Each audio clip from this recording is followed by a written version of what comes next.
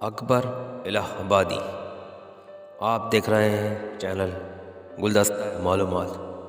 دوستو، آج میں آپ کو مزاحیہ شاعری سے اصلاح معاشرہ کرنے والے مشہور اردو زبان کے شاعر اکبر الہ آبادی کے بارے میں بتاؤں گا۔ ویڈیو شروع کرنے سے پہلے میری آپ تمام حضرات سے درخواست ہے کہ اگر آپ نے چینل کو سبسکرائب نہیں کیا تو سبسکرائب کر لیں اور بیل آئیکن کو دبانا نہ بھولیں۔ اردو ادب کے قاری جب اکبر الہ آبادی کی ظرافت سے بھرپور اشعار کا مطالعہ کرتے ہیں تو ہنستے ہیں، مسکراتے ہیں، اور جب اس شاعری کو سامنے رکھ کر اپنا محاسبہ کرتے ہیں تو شرمندہ بھی ہوتے ہیں۔ 16 نومبر 1946 میں تفضل حسین کے گھرانے میں پیدا ہونے والے اکبر الہ آبادی، جن کا اصل نام سید اکبر حسین تھا، اپنی شاعری سے اصلاح معاشرہ کا وہ کام لیا جو سر سید احمد خان اور اقبال جیسی شخصیتوں کا شیوا رہا۔ انہوں نے اپنی شاعری میں اکثر سماجی برائیوں، مغربی تہذیب اور لادینیت کو طنز و مزاح کے بیگر میں ڈھال کر تنقید کا نشانہ بنایا۔ ان کی اس طرز شاعری کی خوبی یہی تھی کہ لوگوں کی انا کو ٹھیس بھی نہیں پہنچتی تھی اور وہ اپنا محاسبہ کرنے پر مجبور بھی ہو جاتے تھے۔ مثلاً دنیا میں تو لذتیں ہیں، نمائش ہے شان ہے، ان کی طلب میں ہرس میں سارا جہان ہے۔ اکبر سے سنو کہ جو اس کا بیان ہے، دنیا کی زندگی فقط ایک امتحان ہے۔ عقائد پر قیامت آئے گی، ترمیم ملت سے نیا کعبہ بنے گا، مغربی پتلے صنم ہوں گے۔ نہیں رہے گی وہ خوبی جو زن ہے بے پردہ، سبب یہ ہے کہ نگاہوں کی مار پڑتی ہے۔ کچھ لوگ یہ سمجھتے ہیں کہ اکبر الہ آبادی مغربی تعلیم کے دلدادہ سر سید احمد خان کے مخالف تھے، لیکن دونوں شخصیتوں پر نظر رکھنے والوں کو معلوم ہے کہ سر سید سے اکبر کا اختلاف شخصی نہیں بلکہ نظریاتی تھا۔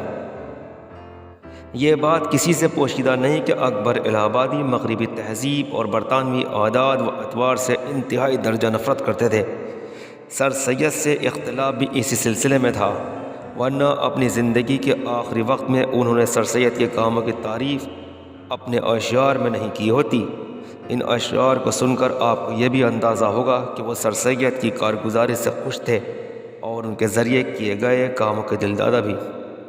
چند اشعار: واہ اے سید پاکیزہ گوہر کیا کہنا، یہ دماغ اور حکیمانہ نظر کیا کہنا، قوم کے عشق میں یہ سوز جگر کیا کہنا، ایک ہی دھن میں ہوئی عمر بسر کیا کہنا، ہماری باتیں ہی باتیں ہیں، سید کام کرتا تھا۔ اکبر الہ آبادی کے نزدیک شاعری کا مقصد زندگی کی تنقید و اصلاح تھا۔ حقیقت یہ ہے کہ اکبر الہ آبادی نے انگریزی زبان یا مغرب کی اچھی چیزوں کو اختیار کرنے سے منع نہیں کیا۔ اگر اپنی شاعری میں کہیں انگریزی یا انگلش کی تنقید کی ہے تو ان کا اشارہ انگریزی یا مغربی تہذیب کی طرف ہے۔ دلچسپ بات تو یہ ہے کہ انہوں نے اپنی شاعری میں جا بجا انگریزی الفاظ کا استعمال بھی کیا ہے، جو ثابت کرتا ہے کہ وہ انگریزی زبان کے مخالف نہیں تھے۔ اس کی مثال ان کی یہ اشعار ہیں: تم شوق سے کالج میں پڑھو، پارک میں پھولو، جائز ہے غباروں میں اڑو، چرخ پہ جھولو، ہر ایک سخن بندہ عاجز کا رہے یاد، پر ایک سخن بندہ عاجز کا رہے یاد، اللہ کو اور اپنی حقیقت کو نہ بھولو۔ وہ باتیں جن سے قومیں ہو رہی ہیں نامور سیکھو، اٹھو تہذیب سیکھو، صنعتیں سیکھو، ہنر سیکھو، بڑھاؤ تجربہ اطراف دنیا میں سفر سیکھو، خواص خشک و تر سیکھو، علوم بحر و بر سیکھو۔ اکبر الہ آبادی کو انگریزوں سے سخت درجے کی نفرت تھی۔ اس کی وجہ یہ تھی کہ انہوں نے 1857 کی جنگ اور انگریزوں کے مظالم کا مشاہدہ اپنی آنکھوں سے کیا تھا۔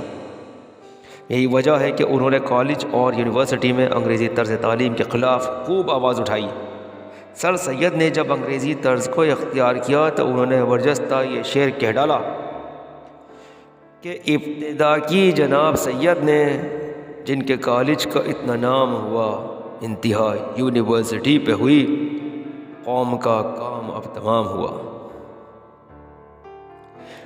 کہ نظر ان کی رہی کالج میں سب علمی فوائد پر، گرا کے چپکے بجلیاں دینی عقائد پر۔ لسان العصر کے لقب سے سرفراز اکبر الہ آبادی نے ہمیشہ اسلامی تہذیب کا پاس رکھا اور مسلمانوں سے ہمیشہ یہ گزارش کی کہ وہ اپنی تابناک تہذیب و ثقافت میں دستبردار نہ ہو۔ اس معاملے میں ان کا ذہن کافی حد تک علامہ اقبال سے وابستہ تھا، بلکہ یوں کہا جائے تو زیادہ بہتر ہوگا کہ علامہ اقبال اکبر الہ آبادی کو اپنا مرشد معنوی تصور کرتے تھے۔ اقبال نے اکبر الہ آبادی کے نام 6 اکتوبر 1911 کو لکھے ایک خط میں اس بات کا اعتراف بھی کیا۔ وہ لکھتے ہیں، میں آپ کو اس نگاہ سے دیکھتا ہوں جس نگاہ سے کوئی مرید اپنے پیر کو دیکھے، اور وہی عقیدت اور محبت اپنے دل میں رکھتا ہوں۔ خدا کرے وہ وقت جلد آئے کہ مجھے آپ سے شف نیاز حاصل ہو اور میں اپنے دل کو چیر کر آپ کے سامنے رکھ دوں۔ لاہور ایک بڑا شہر ہے، لیکن میں اس ہجوم میں تنہا ہوں۔ ایک مرد واحد بھی ایسا نہیں جس سے دل کھول کر اپنے جذبات کا اظہار کیا جا سکے۔ کچھ ایسی ہی محبت اکبر الہ آبادی کو اقبال سے بھی تھی۔ انہوں نے اپنے ایک شعر میں اس بات کا اظہار بھی کیا ہے۔ دعویٰ علم و فر میں جوش تھا اکبر کو رات، ہو گیا ساکت جب ذکر اقبال آ گیا۔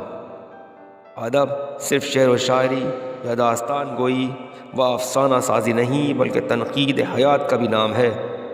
ہر ادیب اپنی اپنی زندگی میں الگ الگ طریقے سے تنقید حیات کا کام کرتا رہا ہے، اور اکبر الہ آبادی نے بھی اپنی ایک منفرد راہ اختیار کی تھی۔ ان کی شاعری جس طرح آسان فہم اور سہل ہوا کرتی تھی، وہ اس سے کہیں زیادہ ذہین تھے۔ انہوں نے ادب، فلسفہ اور مذہب کی کتابیں خوب پڑھی تھیں۔ اکبر الہ آبادی نے انگریزی کتاب فیوچر آف اسلام کا سلیس اور بامحاورہ ترجمہ بھی کیا تھا۔ وہ ایک ذہین اور باصلاحیت انسان تھے جنہوں نے تحصیلداری بھی کی، عدالت خفیفہ کی، منصفی بھی کی، سیشن جج بھی رہے، اور اپنی خدمات کے باعث خان بہادر کا خطاب بھی حاصل کیا۔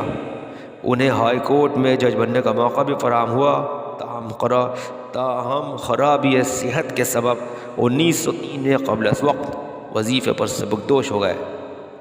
سبکدوشی کے بعد انہوں نے پوری طرح سے خود کو شعر و ادب، اصلاح معاشرہ کے لیے وقف کر دیا۔ زندگی کے آخری وقت میں انہوں نے ایک زمانہ شناس، ماہر نباس اور حاذق حکیم کی صورت اختیار کی، اور اپنی شاعری میں کھری کھری باتیں سنانے کے ساتھ ساتھ مرض کا علاج بھی بتایا۔ ان کی نظم تعلیم نسواں اس کی بہترین مثال ہے۔ کچھ اشعار ملاحظہ ہوں۔ تعلیم عورتوں کو بھی دینی ضرور ہے، لڑکی جو بے پڑھی ہو تو وہ بے شعور ہے۔ دادا نے دھن دیا ہے تو دل سے غنی رہو، پڑھ لکھ کے اپنے گھر میں ہی دیوی بنی رہو۔ اور مشرق کی چال ڈھال کا معمول اور ہے، مغرب کے ناز و رقص کا اسکول اور ہے۔ اکبر الہ آبادی کا نام جب بھی زبان پر آتا ہے تو لوگوں کے چہرے پر مسکراہٹ آنے لگتی ہے، اور ان کے مزاحیہ اشعار ذہن میں گردش کرنے لگ جاتے ہیں۔ لیکن اس حقیقت سے انکار قطعی ممکن نہیں کہ وہ اصلاح ملت کے عظیم علمبردار ہیں۔ وہ مزاحیہ شاعر ہونے کے ساتھ ساتھ جدید فلسفی شاعر بھی تھے۔ اس عظیم اور خاکسار شاعر کا انتقال 9 ستمبر 1921 کو الہ آباد میں ہوا، اور یہیں کی خاک میں دفن کیے گئے۔ اس مشہور عام شاعر کے بے شمار اشعار ہیں جو لوگوں کی زبان زد ہیں۔ آخر میں پیش ہیں کچھ ایسے ہی اشعار جنہیں کبھی بھلایا نہیں جا سکتا۔ کہ دنیا میں ہوں، دنیا کا طلبگار نہیں ہوں، بازار سے گزرا ہوں، خریدار نہیں ہوں۔ ایک دن تھا وہ کہ دب گئے تھے لوگ دین سے، ایک دن یہ ہے کہ دین دبا ہے مشین سے۔ بتاؤں آپ سے مرنے کے بعد کیا ہوگا، پلاؤ کھائیں گے احباب، فاتحہ ہوگا۔ بہت ہی بگڑے وہ کل مجھ سے پہلے بوسے پر، خوش ہو گئے آخر کو 3-4 کے بعد۔ حقیقی اور مجازی شاعری میں فرق ہے اتنا کہ یہ جامے سے باہر ہے اور وہ پاجامے سے باہر ہے۔ یوں قتل سے بچوں کے وہ بدنام نہ ہوتا، افسوس کہ فرعون کو کالج کی نہ سوجی۔ اور کہتے ہیں کہ بے پردہ نظر آئیں جو کل چند بیویاں، اکبر زمیں میں غیرت قومی سے گڑ گیا۔ پوچھا جو میں نے آپ کا پردہ وہ کیا ہوا، کہنے لگیں کہ عقل پہ مردوں کی پڑ گیا۔ اسی کے ساتھ میں آپ کا دوست محمد ناصر اپنے چینل گلدستہ معلومات کے ساتھ اب آپ سے اجازت چاہتا ہوں۔ ویڈیو کو لائک کریں، شیئر کریں، کمنٹس کریں اور چینل کو سبسکرائب کریں۔ شکریہ، اللہ حافظ۔